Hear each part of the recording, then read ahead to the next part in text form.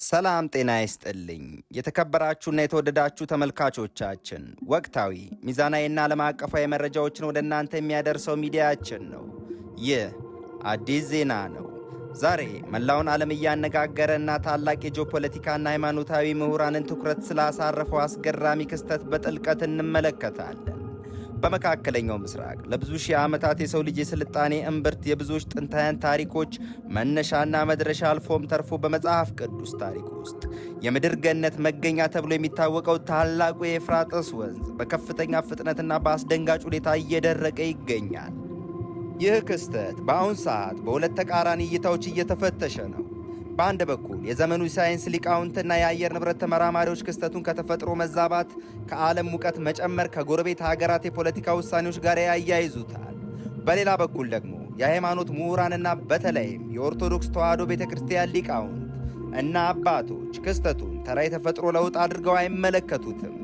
ይልቁንም በመጽሐፍ ቅዱስ ውስጥ በተለይም በቅዱስ ዮሐንስ ራእይ ላይ በግልጽ ከተቀመጡት የታላቁ የዓለም ፍጻሜ ምልክቶችና የትንቢቶች መፈጸም ጋር በቀጥታ እያገናኙት ይገኛል። ለመሆኑ የኤፍራጥስ ወንዝ መድረቅ ምን ያህል አስፈሪ ደረጃ ላይ ደርሷል? ወንዙ መድረቁን ተከትሎ ከውስጡ የሚወጡት ምስጢራዊ ፍርስራሾች ምንድን ናቸው? የኦርቶዶክስ ቤተ ክርስቲያን ሊቃውንት ስለዚህ ጉዳይ ምን ያስተምራሉ? እስከ መጨረሻው ይከታተሉ። ከቅርብ ዓመታት ወዲህ የወጡ ተከታታይ ሳይንሳዊ ሪፖርቶችና የናሳ ሳተላይት መረጃዎች እንደሚያሳዩት የኤፍራጥስ ወንዝ የውሃ መጠን ከዚህ ቀደም ታይቶ በማይታወቅ መልኩ በአስደንጋጭ ፍጥነት ቀንሷል። ከ2700 ኪሎ ሜትር በላይ ርዝመት ያለውና ለሦስት አገራት ማለትም ለቱርክ፣ ለሶሪያና ለኢራቅ ዋና የሕይወት መስመር የሆነው ይህ ግዙፍ ወንዝ ዛሬ በአንዳንድ ቦታዎች ላይ ሙሉ በሙሉ ወደ መድረቅ ተቃርቧል።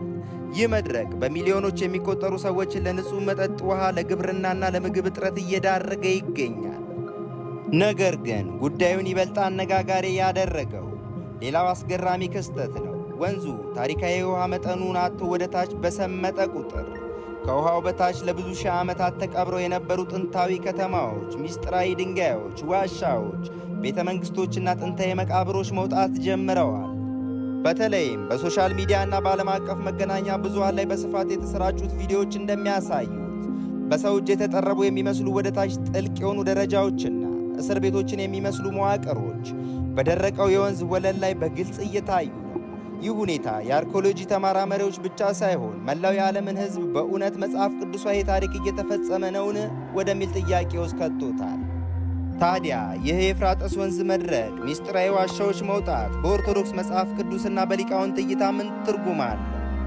በኦርቶዶክስ ተዋሕዶ ቤተ ክርስቲያን ቀኖናና ትውፊት መሠረት የኤፍራጥስ ወንዝ ዝም ብሎ ተራ ወንዝ አይደለም። በኦሪት ዘፍጥረት ላይ ገነትን ከሚያጠጡ 4 ወንዞች አንዱ ሆኖ የተጠቀሰው ታሪካዊና ምስጢራዊ ወንዝ ነው። በመሆኑ የወንዙ መድረቅ በቀጥታ ከዓለም ፍጻሜ፣ ከዘመን ማብቂያና ከጌታችን ከመድኃኒታችን ከኢየሱስ ክርስቶስ ዳግም ምጽአት ታላላቅ ምልክቶች ጋር የተያያዘ ነው።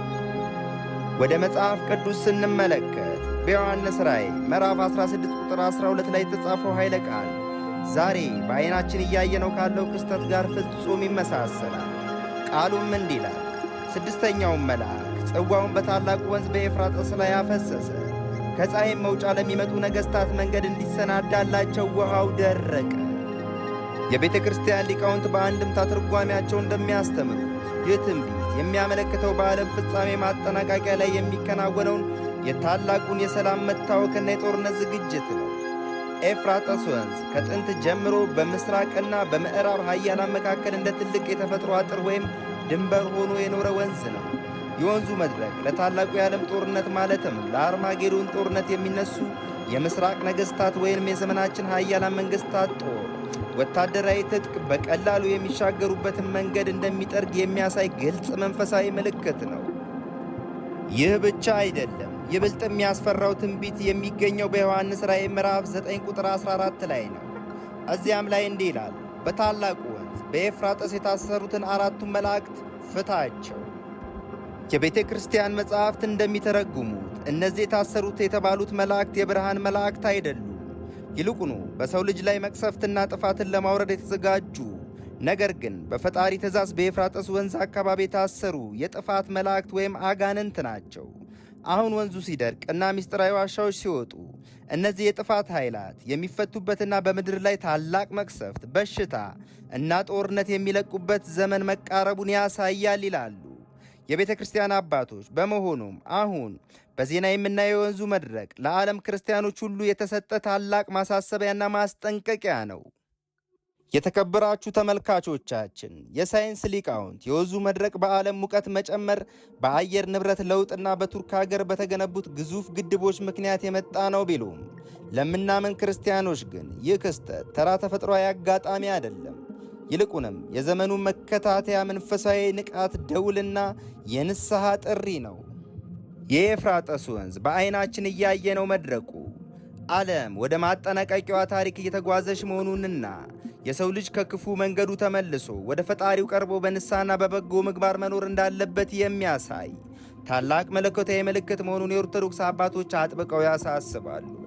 ታሪኩን ማወቅ ብቻ ሳይሆን በመንፈሳዊ ሕይወት መዘጋጀት የሁሉም ክርስቲያን ድርሻ ሊሆን ይገባል። ለዛሬ ያዘጋጀውላችሁ ልዩ ዓለም አቀፋዊ መረጃዎች ይህን ይመስል ነበር። እናንተስ ስለዚህ ጉዳይ ምን ታስባላችሁ? የወንዙ መድረቅና የጥንታውያን ዋሻዎች መውጣት የትንቢቱ መፈጸሚያ ምልክት ነው ትላላችሁ? አስተያየታችሁን በኮሜንት መስጫው ላይ አስፍሩልን። ቻናላችንን ሰብስክራይብ በማድረግ ቪዲዮን ላይክና ሼር በማድረግ ወቅታዊና አስተማማኝ መረጃዎች ሁልጊዜ እንዲደርሷችሁ ያድርጉ። እስከሚቀጥለው መረጃችን ድረስ ፈጣሪ ሀገራችንና ሕዝባችንን ይጠብቅ። ሰላም ቆዩ። ይህ አዲስ ዜና ነው።